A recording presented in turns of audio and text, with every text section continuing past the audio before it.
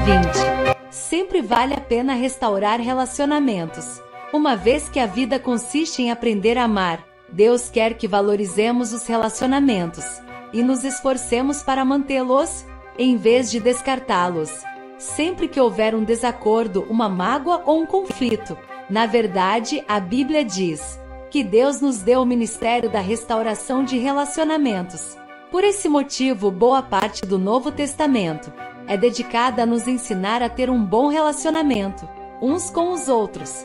Paulo escreveu: se vocês receberam algo por seguir a Cristo, se o amor dele fez alguma diferença na vida de vocês, se participar da comunidade do Espírito significa algo para vocês, concordem uns com os outros, amem uns aos outros, sejam amigos de verdade. Paulo ensinou que a nossa habilidade de nos dar bem com as pessoas é uma marca de maturidade espiritual, uma vez que Cristo quer que sua família seja conhecida pelo amor entre seus membros. Perder a comunhão é um testemunho deplorável para os que não creem. Foi por isso que Paulo ficou tão envergonhado quando os membros da igreja de Corinto se dividiram em facções contrárias, chegando até mesmo a apresentar uns aos outros perante o juiz. Ele escreveu: que vergonha! Será que entre vocês não existe alguém com bastante sabedoria para resolver uma questão entre irmãos? Ele ficou escandalizado ao descobrir que não havia ninguém maduro na igreja para resolver o conflito pacificamente. Na mesma carta ele disse: digo isto com toda a veemência que posso. Vocês devem estar de acordo uns com os outros. Se você quer a bênção de Deus em sua vida e quer ser conhecido como filho de Deus, deve aprender a ser um pacificador. Jesus disse: Deus abençoa os que trabalham pela paz, pois eles serão chamados filhos de Deus. Note que Jesus não disse bem-aventurados os que amam a paz, pois todo mundo ama a paz. Nem disse bem-aventurados os pacíficos, que nunca se incomodam com nada. Jesus disse: bem-aventurados aqueles que trabalham pela paz, aqueles que procuram efetivamente solucionar conflitos. Pacificadores são raros porque fazer a paz é um trabalho árduo. Como você foi moldado para ser parte da família de Deus, e o segundo propósito de sua vida na Terra é aprender a amar e a se relacionar com as pessoas. Promover a paz é uma das habilidades mais importantes que você pode desenvolver. Infelizmente, a maioria de nós jamais aprendeu a resolver conflitos. Promover a paz não é evitar conflitos, fugir de um problema, fingindo que ele não existe, ou ter medo de falar nele é na verdade covardia. Jesus, o príncipe da paz, nunca teve medo de conflitos. Em determinada ocasião, ele provocou um conflito para o bem de todos. Algumas vezes precisamos evitar conflitos, outras precisamos criá-los e ainda outras precisamos solucioná-los. É por isso que precisamos orar, pedindo a direção contínua do Espírito Santo. Pacificar também não é acalmar, sempre desistir, agir como capacho e permitir que os outros sempre o atropelem. Não era o que Jesus tinha em mente. Ele se recusou a voltar atrás em muitas questões, sustentando seus argumentos em face de uma oposição diabólica. Como restaurar um relacionamento? Seguem 7 passos bíblicos para a restauração da comunhão. 1 ponto: fale com Deus antes de falar com a pessoa. Converse sobre o problema com Deus. Se antes de mais nada você for orar a respeito do conflito, em vez de fofocar com um amigo, descobrirá que em geral ou Deus muda o seu coração, ou muda o coração da outra pessoa sem sua ajuda. Todos os seus relacionamentos seriam mais tranquilos se você tão somente orasse mais a respeito deles. Assim como Davi compôs seus salmos, use a oração para desabafar verticalmente. Conte a Deus suas frustrações.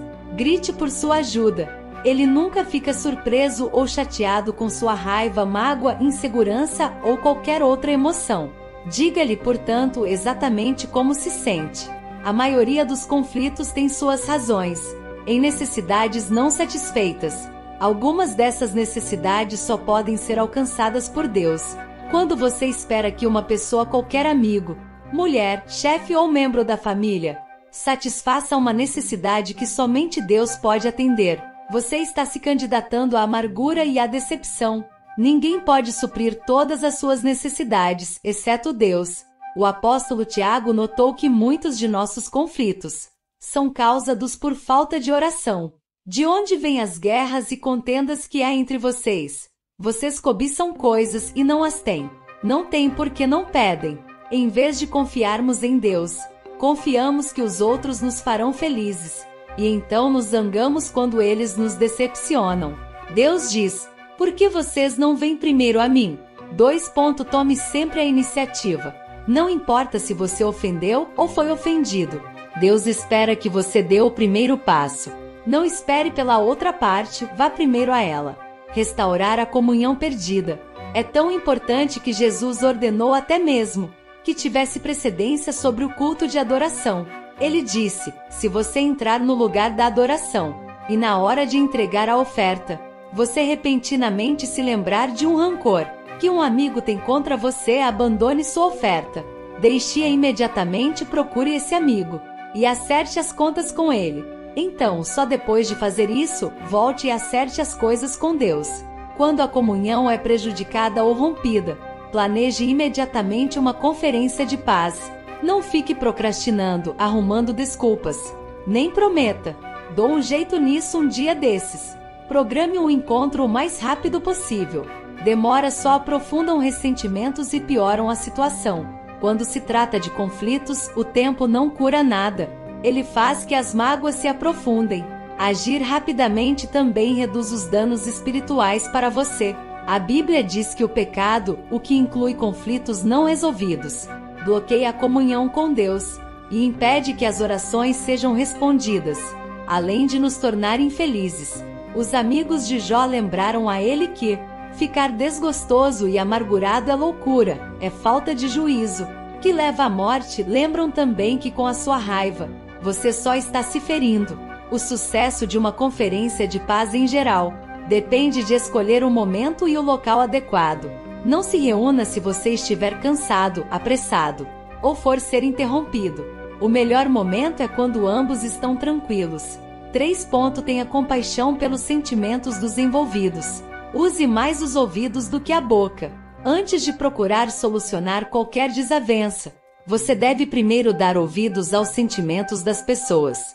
Paulo aconselhou que ninguém procure somente os seus próprios interesses, mas também os dos outros.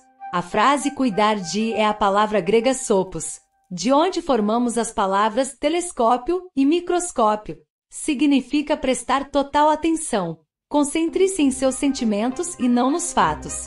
Comece pela compaixão e não pela solução. Não comece tentando conversar com as pessoas sobre como elas se sentem. Apenas ouça-as e deixe-as descarregar emocionalmente, sem ficar na defensiva. Assinta com a cabeça, sinalizando que compreende mesmo quando não concorda. Sentimentos nem sempre são verdadeiros ou lógicos. Na verdade, ressentimentos nos fazem agir e pensar como tolos. Davi admitiu: o meu coração estava cheio de amargura e fiquei revoltado. Eu não podia compreender, ó Deus, era como um animal, sem entendimento. Todos agimos como animais quando estamos feridos. Em contrapartida, a Bíblia diz: a sabedoria do homem lhe dá paciência. Sua glória é ignorar as ofensas. A paciência vem do conhecimento, e o conhecimento vem de escutar a perspectiva dos outros. Quando ouve, você está dizendo: valorizo a sua opinião. Preocupo-me com o nosso relacionamento. E você é importante para mim. O ditado é verdadeiro. As pessoas não se importam com o que sabemos, até que saibam que nos importamos. Para restabelecer a comunhão, é preciso carregar o fardo de termos consideração para com as dúvidas e temores de outras pessoas, daqueles que sentem que essas coisas estão erradas. Agrademos ao outro e não a nós próprios, e façamos aquilo que é para o seu bem, e assim o edificaremos no Senhor. É sacrificante absorver pacientemente a raiva dos outros, sobretudo quando ela é infundada. Mas lembre-se, foi isso que Jesus fez por você. Ele suportou uma fúria infundada e maliciosa para salvá-lo. Cristo não agradou a si próprio, mas, como está escrito, os insultos dos que te injuriaram caíram sobre mim. 4. Confesse sua parte no conflito. Se você realmente deseja restaurar um relacionamento, deve começar admitindo os próprios erros e transgressões. Jesus disse que esta é a forma de ver as coisas com mais clareza. Tire primeiro a viga do seu olho, e então você verá claramente para tirar o cisco do olho do seu irmão.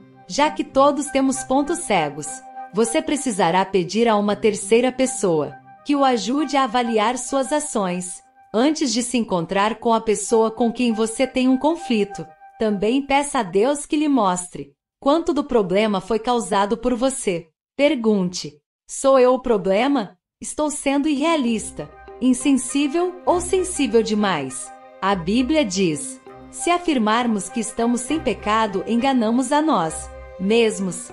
A confissão é uma ferramenta poderosa para a reconciliação. Frequentemente, a forma de lidarmos com um conflito cria um problema ainda maior do que o problema inicial em si.